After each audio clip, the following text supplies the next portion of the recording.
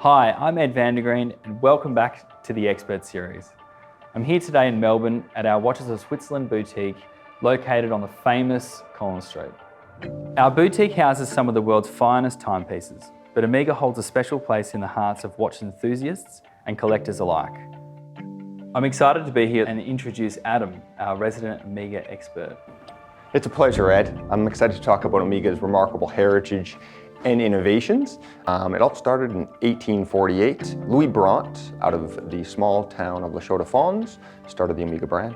Yeah, I'm very excited to dive further into it. So let's go upstairs and have a look. Definitely, let's do it.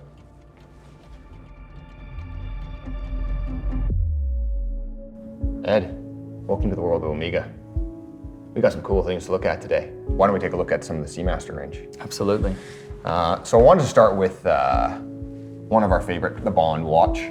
This is your 60th anniversary. What you can see here is the beautiful blue waves in this model. You've got a healing escape valve, so it's a really, really smart watch.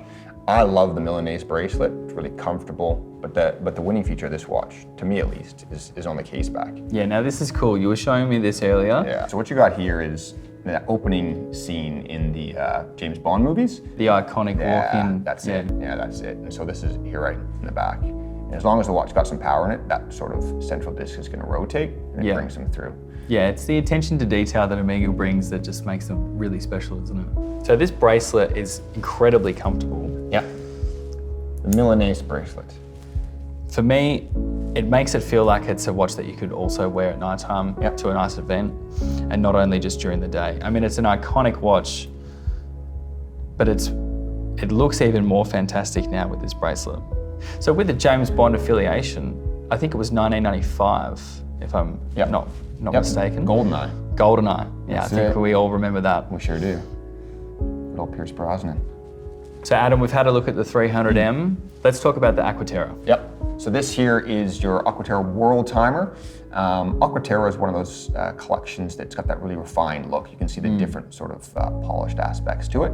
Your grade 5 titanium world map in the center. You've got your city ring on the outside. Yeah, in terms of world timers that we usually see on the market, I'd say this is definitely one of the more cleaner looks on the dial. If you look at all the city discs on the outside, then you'll be able to see the time in any of those other cities simultaneously.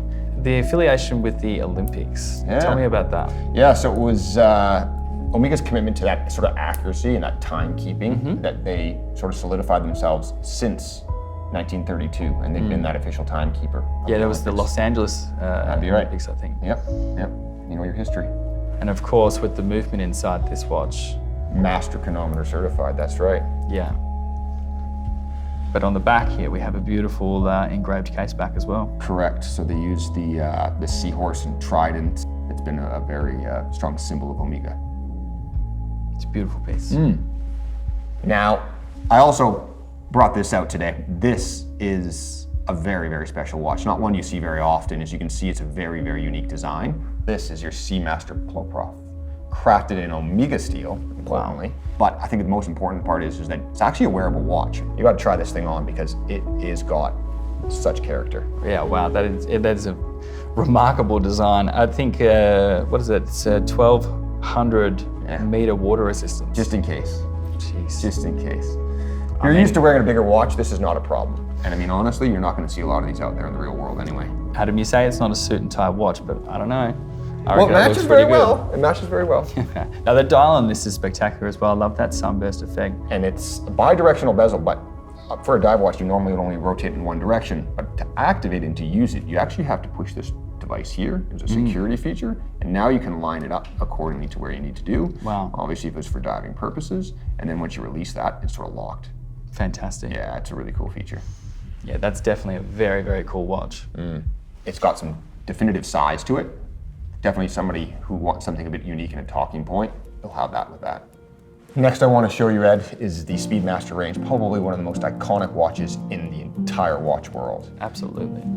So here I've got one version of the Speedmaster in your moonshine gold. Tell me about moonshine gold. So moonshine gold is Omega's proprietary gold that they do with copper, silver, and palladium. That's Wow. the alloy into it, and just keep that sort of luster and sheen. So it won't tarnish over time, That's the basically. intention behind it, exactly right. Yeah, and you can see how it marries up very nicely to the registers on the dial. Absolutely. I've got to put that one on Yeah. my wrist, please. It's a very comfortable watch to wear. I must say the bracelet is beautiful. I love the center sort of polishing Yeah. mixed with the satin finish Yeah, as well. there's a lot of detail going on here with this bracelet. I mean, the moonshine gold is stunning. It is. Got the chrono pushes there and the crown as well, which is beautiful. That's right. Different polished facets within the case, It is iconic to look at. and it's special. The finishing is absolutely beautiful. Now, if you don't know too much about the Speedmaster, this is that watch that was made famous for landing on the moon. Omega's obviously famous for its space exploration, and it was the Speedmaster on Walter Schirra's wrist that orbited the moon in 1962. Wow, Yeah, and that's sort of where it's led down the path of its journey. it's fantastic. And that obviously leads us into the next piece. Correct. So it was this very, very recognizable watch to everybody in the community, the Speedmaster Professional, which landed on the moon in 1969. Wow. Now, I won't lie, Adam, this is not the first time I've tried on a Speedmaster. I hope not. But it's absolutely beautiful. I just love the way, again, much like with the Moonshine Gold, just the difference in finishing on the bracelet, it's really, really stunning. And it's just an ultra comfortable watch to wear. Yeah, yeah. Staple in any collection. Have to have a manual and chronograph at some stage in your collection. Absolutely. This is a real purist's watch for the manual one movement, but also I think it's a watch that speaks to anyone. Yep. You know, especially if a chronograph is what you're looking for, it's hard to go past the Speedmaster. Definitely.